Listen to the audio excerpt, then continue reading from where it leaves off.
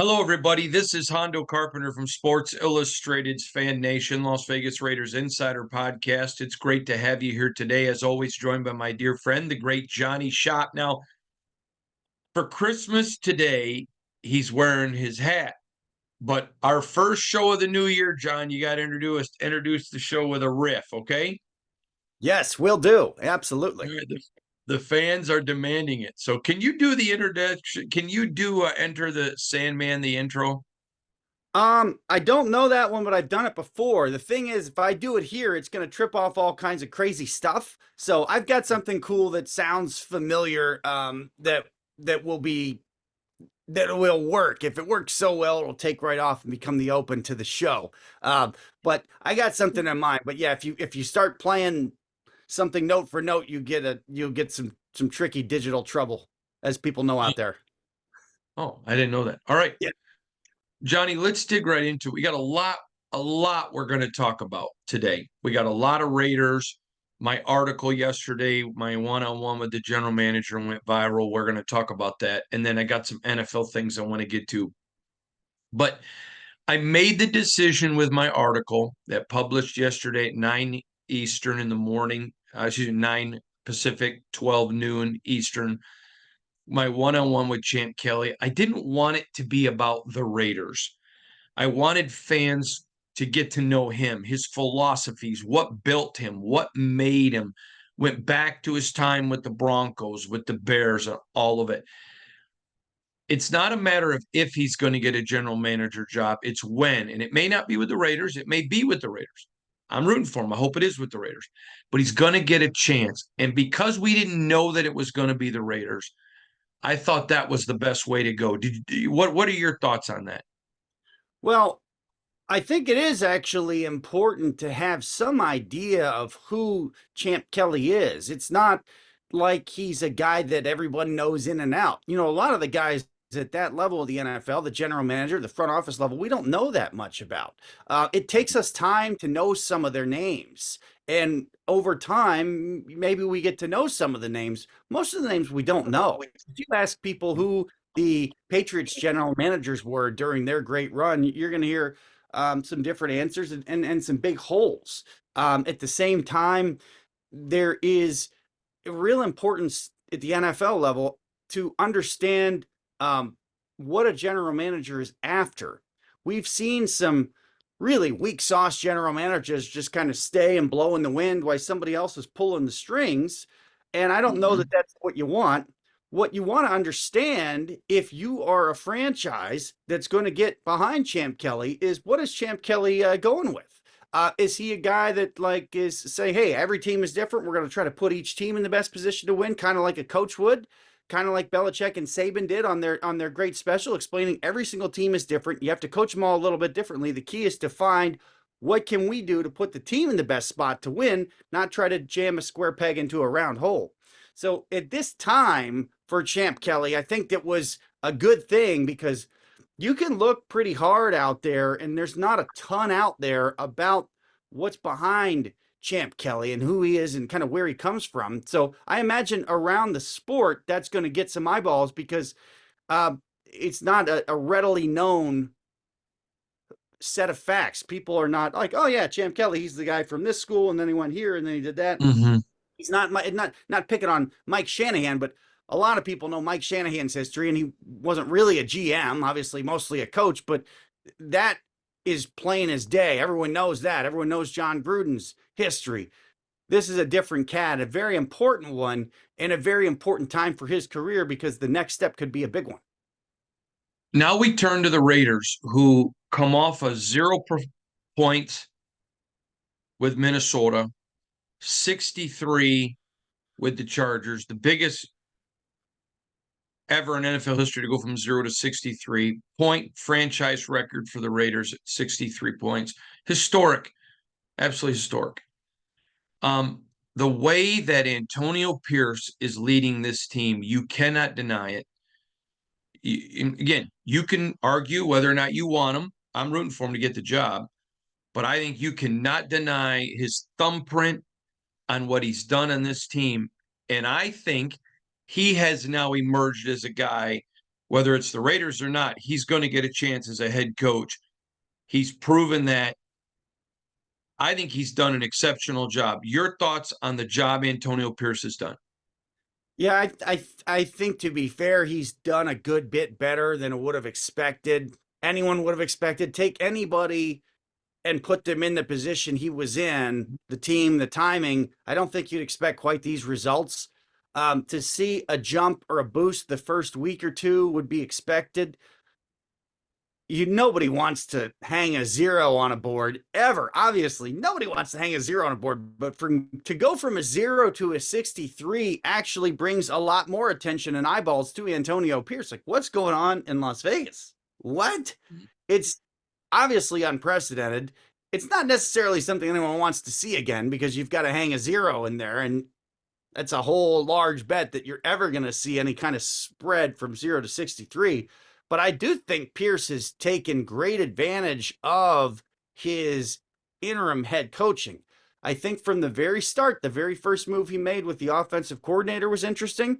We see personnel moves that he may or may be not a part of. Obviously, Kelly is a part of, happening just in the last couple days, suggesting that they're continuing to coach this. This is not going into cruise control now. Obviously, it shouldn't go into cruise control when you've got the Chiefs on the docket, but some franchises are in cruise control, or some look like they're kind of they're heading into a pasture in Charlotte, for example. Antonio Pierce is standing out. I don't know where he would have sat in the list of potential head coaching candidates before the year, but right now you got to have him really pretty high up there, because there's actual game experience of what he's done. And as I talked about last time, it is going to be a different Antonio Pierce the first full season that he's got. It's not going to be dramatically different, but if anything, I would expect it to find a different gear. He won't be an interim coach again, but he has to this point done a better job than I think anyone could have reasonably expected he would do taking that thing over. He attacks the game. He leads from the front. These guys love him. Now, I'm going to tell you how big of a job I think he's done. I think the Chiefs are not as good as they were even the last time they played them. I think the Raiders are better than the last time they played them. I still think to go up to Arrowhead and to any road win is stealing one in the NFL. I've written that before from Don Shula. But to go up there and, I mean, have a very competitive, tight game, to go up there and fight is all that you can ask. To me, that's what I'm looking for. I still have not made my prediction. Originally, I predicted that they would lose this game. I'm still leaning towards that, because I think, but to me, this is a much closer game than I ever thought it would be. And that's a testament to Antonio Pierce. It is.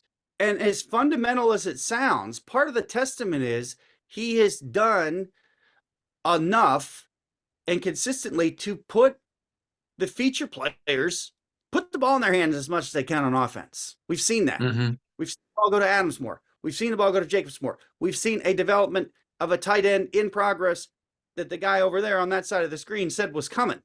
On the other side of the ball, we've seen mastery performance by Max Crosby. We've seen other guys. It's not so easy to just plain feature them like you can when you put the ball in their hand, but that has stood out from Antonio Pierce. And yes, the Chiefs are not in disarray, but we have not seen them this upset before. They have an issue with the ball, catching the ball, holding the ball for a completion. We've seen that this year. It doesn't look like it's just going to go away. It really is something. We've seen upset Pat Mahomes like we haven't seen before, and even Andy Reid. They have some real issues that I think they've got some legs to stand on. They've been a victim of some bad calls. I think they handled the offsides thing dead wrong. The wide receiver just should have raised his hand and said, I was offside. I don't know how he couldn't have looked and seen that. Now, they may have a point that the official's supposed to say something, but as everyone has pointed out rightfully, it doesn't remove the fact that you're offside. But to blow it up that much, not sure how effective that was. This is a curious time for the Chiefs. I don't think we're going to see the Chiefs just blow the Raiders out at all on Christmas Day. I don't see that coming. We'll get to predictions when we need to get to them, but I'm kind of with you. I think this is going to be I don't know that it's going to be a totally gettable game, but it's going to be a game that the Raiders should have a chance to hang with the Chiefs. And if they can hang with them and compete for all 60 minutes, it's possible they could steal one. The Chiefs are not the same Chiefs that we've seen in past years. Not right now. No, you've done this with me for years, and you know I have 10 criterion that I judge every game on. And coming into the season, of the 10, I had the Chiefs 7-3, where I thought 7 of the 10 really pointed to the Chiefs, 3 pointed to the Raiders. It's not that far away on this one anymore. I think Antonio Pierce, I mean, his staying with Aiden O'Connell, moving Bo Hardegree up to the box, John, all these little adjustments that he's making, bringing, going and saying, listen, Jack Jones can fit in our locker room. Look at that. I mean, to me, that was the most beautiful pick six I've ever seen in my life last week. It was unbelievable. Just looking at how he has this team ready. And now they got confidence. And you know as well as anyone, you've been doing this a long time as I have. Confidence means everything. Peyton Manning's first year, there were people saying he was a bust. And he just started getting confidence and started getting better. I'm not saying Aiden O'Connell is Peyton. I'm not saying he isn't. But, the last time he played the Chiefs, I think he had the best rating in the NFL among quarterbacks. I think it was 120. He continues to play better. I still have not made up my mind here, John. I'm telling you, I go back and forth on this one. It's very, very fascinating to me. I want to talk to you about another critical thing that I think is really important with these Raiders.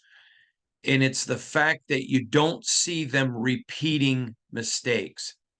It is almost, I'm 52-year-old man. If you would have told me at any time in my career, including after the Detroit Lion game before even afterwards, that the Raiders would be the least penalized team in the NFL at any point in my lifetime, I'd have told you, not now. That's just not their psyche. It's not who they are. But man, Antonio has hammered the point. We can't afford to beat ourselves. We're not good enough to beat ourselves and the other people. I mean, you mentioned a minute ago the Chiefs have had a few bad calls against them, and that's true. But after years of getting all the calls, it is just a drop in the bucket. What he's done there, the way avoiding sacks, the way Aiden O'Connell has done it, his QB rating going up the thing. His quarterback and offense looks terrible against Minnesota, no points. He makes no personnel changes, but gets his OC up in the box, puts a respectful boot to the can of the quarterback. Listen, I believe in you. Go attack. Don't look over your shoulder. Go do it. I mean, when you look at every single thing he's done, Malcolm Kuntz changing how they coached him. Now he looks like a emerging superstar defensive end across from Max Crosby. Tyree Wilson getting moved to the inside, rushing for, which was Patrick Graham, but in association with Antonio Pierce, listening to his coaches. When you look at the impact of him, it's pretty phenomenal, isn't it?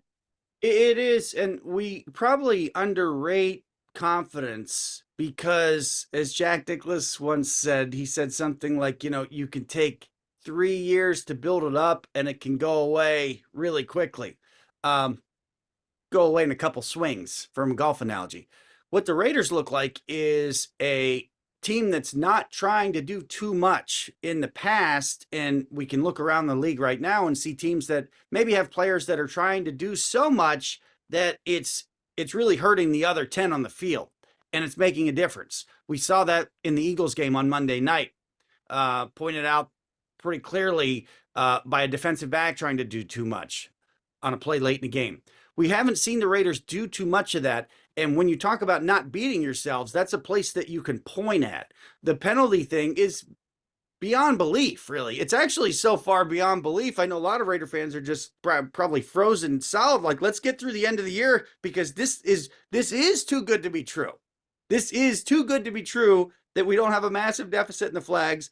Let's get through the year and then actually, when it's all in ink, add it up and be like, holy cow. Those are some of the intangible things that I don't think you can predict when a coaching change is made that's going to happen, because it doesn't always or usually happen. Usually, what happens when there's an interim coach, especially at the college level, is you see basically more selfish play than less disciplined play than more, and you maybe see some out of character, dumb things that people do on the field. We haven't seen that. And to everyone's very clear perception, it's not because Antonio Pierce has been tightening the leash too much. Everyone knows that. That might have been what happened in the past. Too tight a leash, not enough celebrating the wins, etc. At the same time, this isn't just loosey-goosey, go do what you want, fun and gun. So maybe this is a product of Pierce playing when he did, of Pierce coaching at the level that he did, learning from the great head coaches, really, who've had successful careers like Herm Edwards that he was under. He's got the finger on the pulse of this group, and he may have. This is just one of those things that I don't think you can predict. But when you want to look for examples and evidence, are they playing smart? Are they playing physical? Are they playing 60 minutes? Are they beating themselves consistently? It's one thing to get beaten by the Chiefs because they're a more talented team. Imagine if the Raiders were doing some of the things the Chiefs have been doing lately. If they go out and drop a bunch of balls, if they go out and take a bunch of dumb penalties, if they go out and they don't line up correctly, if they line up off sides, we'd be saying a whole different story. Yes, the credit goes to Pierce and the staff and the players for doing that this far. And yeah, to be honest, it is a surprise. This is not something people around the NFL were expecting was going to show up when Antonio Pierce took over. I think they were expecting the car to start shaking and rumbling and leaking oil and maybe losing a door and then kind of coming to a barely stop here at the end of the season. Yeah, interim Rich Bisaccia was the first interim situation that I really watched with my own eyes that it didn't come off the rails. If you look at percentages, and I've seen a lot of the interim, as you know, they just normally are utter failures. This has been nothing. This has been an utter success. And I really think he's positioned himself. I'm going to tell you, John, I've not yet made my prediction, but I am really leaning towards, I think the Raiders are going to get this one. I really do. Just based on some things I can't talk about and based on some things I can. They're more disciplined. If they go up there and play the way they've been playing. Now, listen, they're not scoring 63. I'm not even remotely implying that. They don't have to score 63 to beat the Chiefs. But, man, I'm leaning towards it. It's going to be an interesting pick for me. You know how serious before the year I had said if Jimmy Garoppolo stayed healthy for 17 games, I thought they would have won 9. And that was my prediction for the season. Obviously, Jimmy didn't. Obviously, the coach was fired. But I'm going to tell you now, the way AP's coaching right now, if he had coached all 17 and had training camp and OTAs and mini camp, I think this is probably a 10 or 11 win team, probably an 11 win team. And that tells you a lot about Antonio Pierce. It's going to be, I said when he got the job, it's his job to make this very difficult on Mark Davis. And let me just go to the next one. If he beats the Chiefs, do you see a scenario in which Mark Davis doesn't name him the head coach? Barring something unbelievable in the final two, no, I don't. I would think that would practically clinch the thing, because everyone on earth who's familiar with the NFL knows that in order to win your division, you're going to have to beat the Chiefs. So if you actually have a coach that did it and had a chance, certainly to compete in an argument, not a chance really to win the first one, but competitive for a chunk of it, yeah, I think that probably would. Now, In a perfect world, of course, you run the table and win the last two. The last one's got a name brand on it too that fans are important to pay attention to. But yeah, I mean, if you're anybody in this position, in an interim position in this division, and you beat the Chiefs, your candidacy has to go way, it has to go way up. So I didn't really think of it as a cherry on the top type of situation coming up this week. We obviously don't know what's going to happen in the game, but if they find a way to beat the Chiefs at Arrowhead, I would think that that is a cherry on the top of the candidacy for Antonio Pierce to be named the permanent head coach for the Raiders, most likely after the year. I don't know what upside there would be to do it before, but yeah, that would be something. John, before the Chargers game, I went out into the tailgate lots. Those people were amazing. I just I don't even really have enough words to describe it. And I'm gonna tell you, I kept hearing something that really resonated with me. AP's one of us. AP's one of us. AP grew up Cali, grew up a Raider fan. He gets it. This is not like any other NFL team. There's none like it. They have their own culture. I'm not saying other teams don't have a culture. Belichick wasn't a Patriot. He became a Patriot. Holmgren became a Packer. Jimmy Johnson became a cow. Rich Bisaccia became a Raider. Totally. I give him that credit. John Madden was a Raider. AP is a Raider. It's just, he resonates. The fans really liked John Gruden. Some of them didn't, but the most part just really liked him. They really, really like Rich. They love AP. AP is one of them. It reminds me of a John Madden, where even when John was in the booth and making video games, every Raider, that's our John Madden, that's our guy.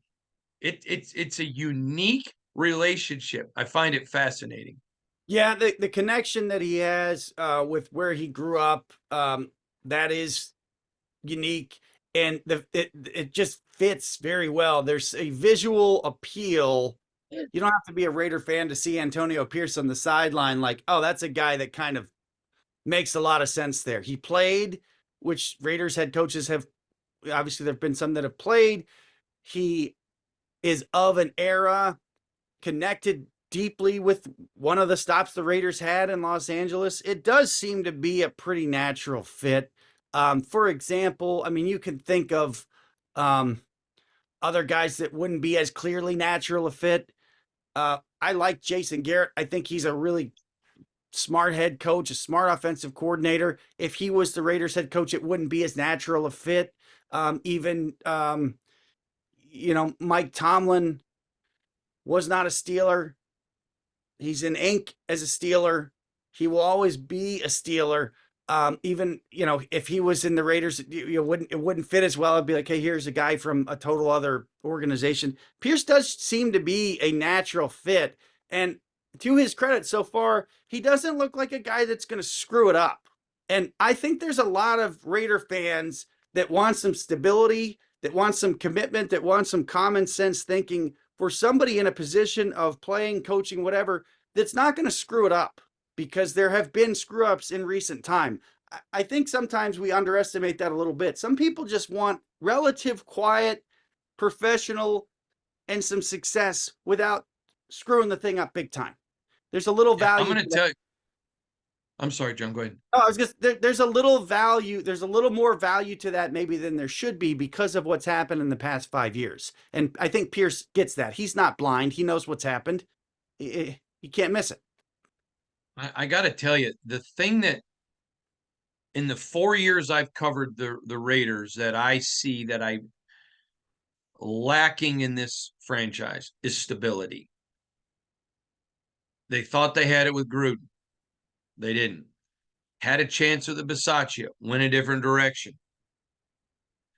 Bring in Josh, gone. AP has come in and said, this is who we are. This is what we're going to do. He works great with Champ. They have brought some normalcy. Now, talking about the Raiders, and all of a sudden the normalcy is discipline, no penalties, attacking. Man, I loved what he said at halftime. He told the team, I don't care about the score, foot on the gas. I mean, everything that you think is Raider now, other than the penalties. And I will tell you this. I hear a lot from fans, Mark Davis doesn't care, and that's horse crap. Absolute horse crap. I've not always agreed with every decision he's made, but I have never questioned his heart nor his commitment. And his desire to get it right is admirable. But I hope he doesn't overthink this. And whether he goes with them or not, that's not what I'm talking about. Just don't overthink it. It's still a game. And I hope that he doesn't so badly want to get the next shiny object or listen to people who aren't Raiders. I mean, he listened to his team when he made the change. He needs to listen to his fans and his team when he makes a decision. That's just my personal opinion. All right, John, I got some NFL. I'm sorry. What do you want to add? Go ahead. I like the idea. Don't overthink a no-brainer. And I also Yep. like the idea of take the lesson and apply it forward. We've seen the team do that with Antonio Pierce. I think we're going to see that with Mark Davis, who maybe overthought it when deciding, oh, I can have this with Josh McDaniels. It just didn't work out. So I hear what you're saying, and I think we're going to see that in practice in the coming months. I hope so. For the Raiders, I hope so. All right, John, got some NFL topics I want to talk to you, but then we're going to come back and finish with the Raiders. First of all, we're seeing a new trend in the NFL about internal suspensions. Talk to the fans and the listeners about that. This did make some news earlier this week when the Colts suspended a wide receiver and a cornerback for 3 games. Whenever this happens at this time, red flags are going to go up and say, is this a gambling issue? It's just going to happen by default. We don't know if it is yet, but this is a strange move from a sometimes strange operating franchise in Indianapolis, taking 2 players, suspending them internally.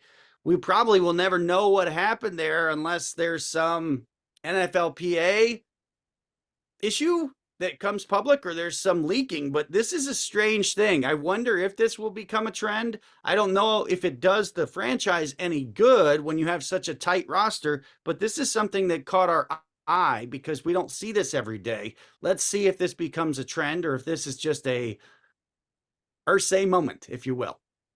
Yeah, and we have no idea what it was about. Jalen Hurts made some comments about complacency that Well, I think that's what they were about. He said commitment.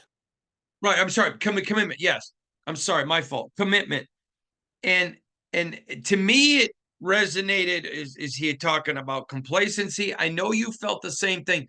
And before I have you answer this, I want to say something. Familiar with Jalen from his time in Alabama. This is a very ethereal guy. He's super smart. Jalen Hurts, one of the smartest people you ever been around. His football IQ is through the roof. So when he starts talking about commitment, I'm thinking complacency set in. You were thinking it. Let's discuss that for a minute. It's natural, and he comes from spending time with Nick Saban, who would tell you it's natural to trend towards average. It's natural to be complacent. I think what Hurts is saying is some of the issues we're having in Philadelphia are because of the natural implant in the players' brains that this is not the Super Bowl or the playoffs. We've seen this over and over and over again. Teams make it very far. Sometimes they barely make the playoffs the next year, or they struggle to get it. And it's just natural to know in the back of your head that this is not the playoff knockout game. This is not the Super Bowl. And it's to the detriment. It's your own human nature that you have to fight against. And I think Hurts is, I don't think he's suggesting that these guys aren't committed to practicing, learning the playbook, staying in shape, eating right, etc., that you have to do during the season. He may have not. I think what he may be saying is we may just be a little naturally complacent. It's a dangerous thing to play with. You know, we saw the Falcons make a great run, lose a Super Bowl for a combination of reasons and a bad overtime rule, lost. And they're actually back and they're running on that complacency train, and they get to Philadelphia in a playoff game, and Julio Jones drops the ball, and that's pretty much the end of their run. That's a recent example, not to pick on Julio, but that's a recent example of a team that ran maybe a little complacent. We see this over and over. We're going to see it again. I don't know that we saw it too much with the Bengals, which is to their credit. But that's a franchise right now that's getting hot, as healthy as they can be. But that's a one that looks like they've figured out, hey, we've got to fight against this. The Eagles, I guess you would call them struggles because it feels like they should be a couple games ahead. I don't know that Hurts meant so much they were commitment based as natural complacency. That's what it looks like to me, and maybe to you, that they may be just a little bit short of being sharp, because in the back of their Eagle heads, they know this is not the playoffs. This is not when we need to be at our best and flip that switch. It's a dangerous game to play. I'm going to say I want to turn attention to some hot teams, but I want to talk about the Dallas Cowboys for a minute. They are a team that essentially, since Troy Aikman's been gone, you just can't buy into them. You just can't. They always have that. Well, I guess I can't say that because I don't want to get a ton of blowback, but they always have that team that looks great on paper, all kinds of talent, but not the best team. They just seem to implode at the wrong. There's an old saying Drew Stanton said to me. We were talking about a particular player in the league, and who the player was doesn't matter, but he goes, they're just good enough to get you in the hunt, but not good enough to win it. And he was talking about, I want to be careful so nobody knows who I'm talking about, but he was talking about just certain mentalities. The Cowboys are that team. Just when anyone starts to believe in them is when you realize you shouldn't be believing in them. What an utter disappointment. And to me, it was that way with McCarthy. It's been that way with everybody they have. The only common denominator with Parcells, they were a little bit different. But when, other than Jimmy Johnson, Jerry Jones has run that franchise. And to me, it's about Jerry. What's the shiny new thing? Let's look good. To me, how does anyone find room to believe in the Cowboys? I think the biggest room to believe in the Cowboys is that they are perpetually a little more overrated and overmarketed. And Jones drives that. I think that's probably why we get where we get. I think the Steelers were essentially America's team 15 years ago when they were the Ravens, and Steelers was the best rivalry in pro sports, not even close. And the Steelers were really about as popular as the Cowboys. I think that bothered Jerry Jones. And I think you saw the wheels start to turn to get us back where we need to be as quote unquote America's team. So with that in the picture, you've always got an extra push for the Cowboys to be marketed, and they're probably a little overrated and overhyped. And you probably need a coach that's going to push back against that really hard. We got an insight a little bit into what Jason Garrett did in the season which was basically a season-long Hard Knocks. And you saw some struggles there. You saw some conflict in his own staff, and he couldn't figure out how to get rid of that, to get everybody going one direction. Arguably wasn't a strong enough head coach.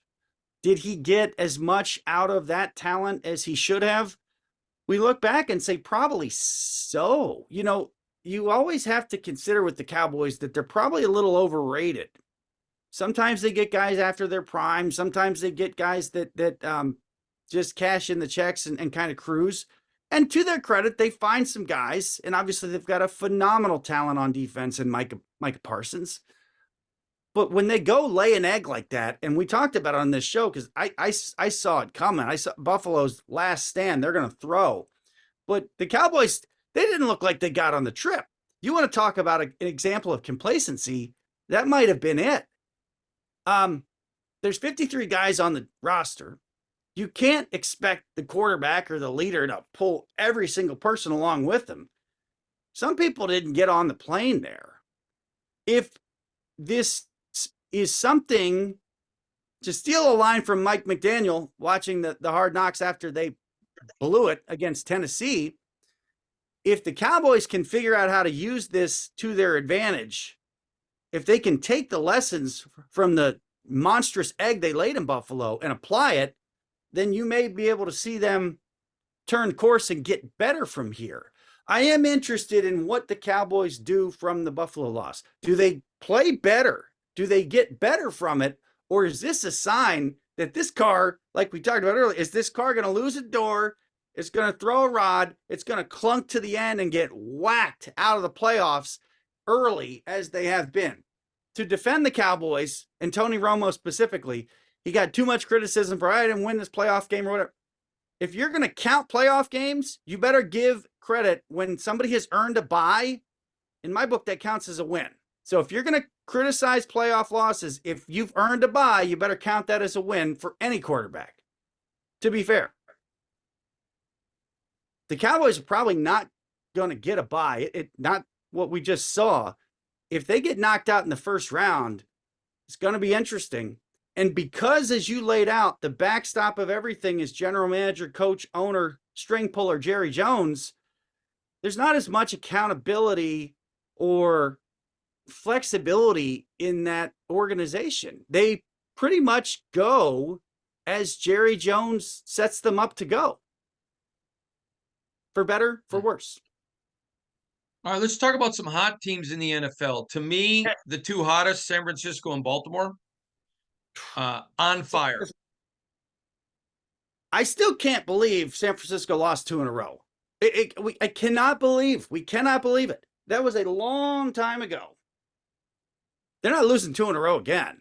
Right now, people that I know in that organization, though, said it wasn't an excuse and nobody came out and made it, but they were battling sickness on the team. It was really, really bad, and nobody came out and made an excuse of it. They just took their losses and kept going.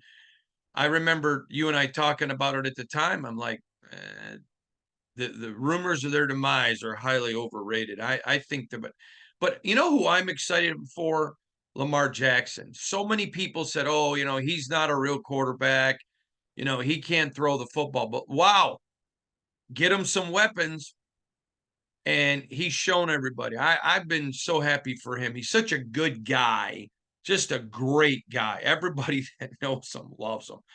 I'm happy for him. But to me, those are the two hottest teams. Yeah. I know you kind of throw Buffalo in there and the Natty. Let's talk. Yeah, I mean, well, the great thing about Lamar Jackson is it looks like he's a situational player. He was asked to run the offense a certain way, ran it very successfully, and now they're running another way and he can do it. It's a wild thing to think about. Not many guys can do it. Let's see where his career goes from here, because he could be absolutely cruising into the Hall of Fame if he can keep this thing going. They are hot. They are Ravens. They have a culture. Cincinnati caught something in that Jacksonville game. They actually snatched it from Jacksonville. There's no doubt they are making a real push to the playoffs. It's interesting because it's such a veteran team. It's not a team that was complacent. It's a team that had bad luck before the season even started with that injury that Burrow had. Then he gets another one. Now Jamar Chase looks like he may be banged up. Maybe the Bengals are just too beat up to keep this thing going. And Buffalo, I saw this coming. I thought Buffalo was going to be a wild card team that makes it to the Super Bowl. They're on their last legs. I think they're too injured. They've got other distractions, but they seem to know it's December, and they also look like a team that can take the momentum that they just destroyed the Cowboys with and take it into another gear. So we're watching that. but I'm agreeing with you. The two at the top are very clear. There's no sign that either San Francisco or Baltimore is going to trip up anytime soon. Think about this. If the Raiders go up and get a win at the Chiefs, it's very conceivable they win those last two. And let's say that they were able to sneak into the playoffs. Who really wants to face that team with that momentum getting better? I'm not saying they're a Super Bowl team because I don't think they are. But still, how many times have you and I heard Izzo talk about matchups, playoffs, Final Fours, tournaments are about matchups. That Raider team, if they're able to go up there and beat the Chiefs at the Chiefs, they're a dangerous out right there. That'll be a fascinating one for me. All right, John, let's get to our featured foursome picks this week. Then we're going to get back to Raiders. 4 best games of the week are very simple this week. And in one way, we have a knockout game. It's Cincinnati at Pittsburgh. Somebody's getting knocked out. The bottom line is somebody is getting knocked out. The curveball in the situation, I think, is Chase. You've got injury issues on the other side. The Steelers are too big a mess. The Bengals are going to go in there and do a little roar on them. Bengals. I agree with you 100%. Jacksonville at Tampa should not have been important. It is. We are seeing the maturation process of the Jaguars stumble a little bit. It started with Cincinnati. It just plain did. They haven't looked great on the big national stages. All of a sudden, this becomes a little more important with the standings for Jacksonville than it is for Tampa. It's time for the Jaguars to go in there and take it. The Battle of Florida. Yeah, I'm going to take Jaguars myself in a Florida-style battle. Of course, Baltimore or San Francisco. We just talked about them. This, of course, is going to be couched as a potential Super Bowl preview. I don't know that that will be the case, but I would like the odds of at least one of these teams being in the Super Bowl. Long way west for Baltimore into San Francisco. I like what's going on with Chase Young and Nick Bosa. I like it a lot. San Francisco is going to eat. Yeah, I think San Francisco eats here pretty good. If it was at Baltimore, I would take Baltimore. I'm taking San Francisco. It's going to be one to watch. And then, yes, we've got to see Dallas at Miami. How does Dallas respond? Well, they need to take a page from Miami. Miami responds brilliantly from a come-for-the-head trip and fall loss to Tennessee on Monday night to a plain waxing shutout 6 days later. Dallas in trouble. Miami is coming. I like the Dolphins, not 30-0, but I like them big, and watch out for panic in Big D. Yeah, Dolphins. It's there. That's a unique place to play. I'm riding with the Dolphins all day long. All right, John, now back to the Raiders. Time for your prediction. Score. Who wins? What's the score? I think I hear what you're saying, that the Raiders don't need to score 1 million, but I think it needs to be in the 20s. I think the ideal situation is 25 points or more. I think that's there for them, but I don't think they get there. I like the Chiefs 28-20 in not quite a woulda, coulda, shoulda, but a game that's even a step closer than it was last time they played earlier this year. I like the Chiefs 28-20 and a little bit of a frustrator for the Raiders. Yeah, and I'll make my prediction later in the week. John, as always, it's great to have you here. Now, remember, you are listening to our podcast. Thank you for joining us. I'm Hondo Carpenter from Sports Illustrated's Fan Nation, Las Vegas Raiders Insider Podcast, part of the Fans First Sports Network. Johnny's got a podcast on the Fans First as well called The Spartan Pride.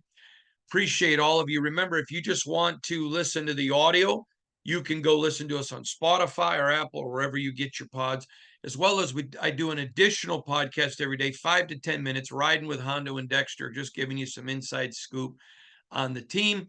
Follow me on Twitter at Hondo Carpenter, at HONDOCARPENTER, or on Instagram. It is at Hondo SR. We'll see you all there. Thanks for joining us today. Bye-bye, everybody.